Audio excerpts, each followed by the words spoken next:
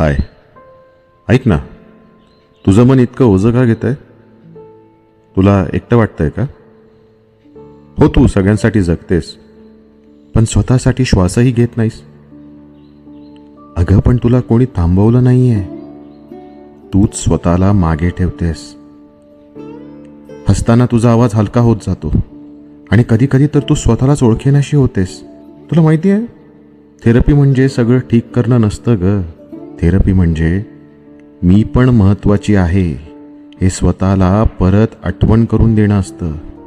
कधी कधी तू तुझी व्हावीस म्हणून कोणीतरी फक्त शांतपणे तुला ऐकतंय, इतकंच पुरेसं असतं.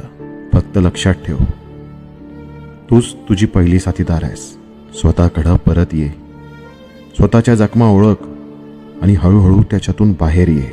तुझ्या हात एक शक्ती आहे जी तू विसरली आहेस, पण ती अजूनही तुझ्यात आहे. तिला जाग कर.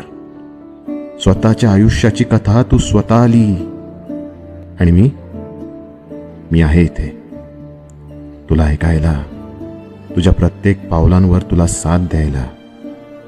आणि जेव्हा तू स्वतःवर विश्वास ठेवायला विसरशील, तेव्हा तो विश्वास मी तुझ्यासाठी धरून ठेवेन.